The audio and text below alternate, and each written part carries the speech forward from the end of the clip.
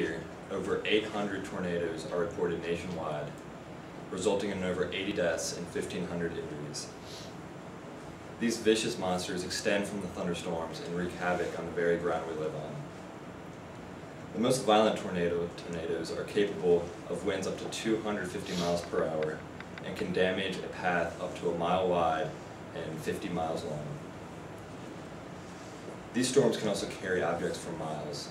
A report of a tornado in Oklahoma stated that a mobile sign was carried 30 miles and dropped in Arkansas.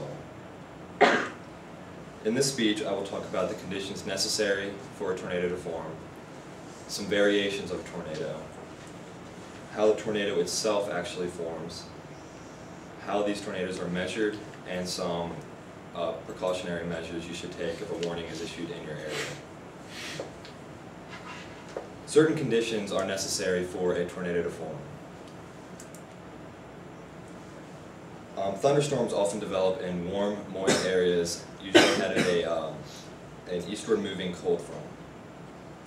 These thunderstorms often produce large hail, powerful winds, and tornadoes. Tornadoes in the winter and early spring are often associated with these strong frontal systems that form in the central states and move east. Occasionally, a large outbreak of tornadoes is usually associated with this type of system. Now, several states may also be affected by numerous severe thunderstorms and tornadoes. During the spring in the Central Plains, thunderstorms frequently develop along a dry line, which is defined as a line which separates the very warm and moist air to the east from the high dry air in the west. Tornado-producing thunderstorms may form as the dry line moves east during the afternoon hours. Along the front range of the Rocky Mountains, the Texas Panhandle, and the Southern High Plains, thunderstorms frequently occur as the air near the ground flows up towards the higher terrain. Tornadoes can also accompany tropical storms and hurricanes that move over land. In this case, tornadoes are most common to the right and to the front of the center of the storm. Now, tornadoes may also be seen in a couple variations. Some may appear nearly transparent until dust and debris are picked up, while others may form over water. Those that form over water are called waterspouts and are usually very weak tornadoes. Occasionally, you may even see two or more tornadoes occurring at the same time. Now that we know the conditions necessary for a tornado to form, we will look at how the tornado itself actually forms. According to the National Oceanic and Atmospheric Administration, before a thunderstorm develops, a change in wind direction and an increase in wind speed with increasing height creates an invisible horizontal spinning effect in the lower atmosphere. Rising air within this thunderstorm updraft tilts and the rotating air goes from horizontal to vertical. Then an area of rotation of about 2 to 6 miles wide extends through the storm. A lower cloud base in the center of this photograph, right here,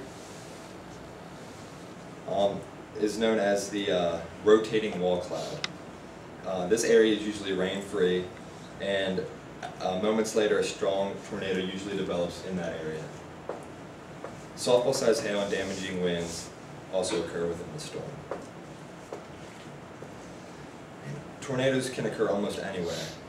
In the southern states, peak tornado season occurrence is March through May, while in the northern states, tornadoes usually occur over the summer.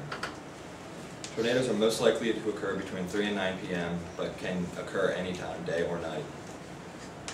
The average tornado moves from southwest to northeast, but they can really move any way they please. The average forward speed is 30 miles per hour, but this speed can range from nearly stationary to 70 miles per hour. These storms are measured by a scale called the Fujita scale.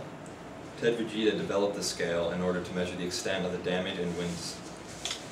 This scale ranges from an F0, including winds less than 73 miles per hour and very light damage, to an F5, which includes winds of 261 to 318 miles an hour and very, very incredible damage.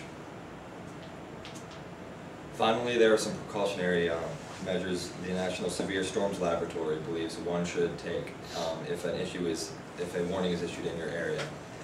Before the storm, you should develop a plan with your family. You should take part in drills. You should have an NOAA weather radio available with extra batteries to keep you updated on the storm. And you should listen to the radio and television for information. If a warning is issued in your area, you want to move to a shelter somewhat like a basement. If this is unavailable, you want to move to the interior of your room, interior of your house, and get under a sturdy piece of furniture. You want to stay away from windows, get out of automobiles, and you can't outrun a tornado in your car, so you might want to get out. With all of this knowledge on the conditions necessary in order for these storms to occur, some variations of the tornado, how a tornado actually forms, how they are measured, and how you should prepare for one, it's obvious how dangerous these storms can be. Each year, many people are killed or seriously injured by these tornadoes.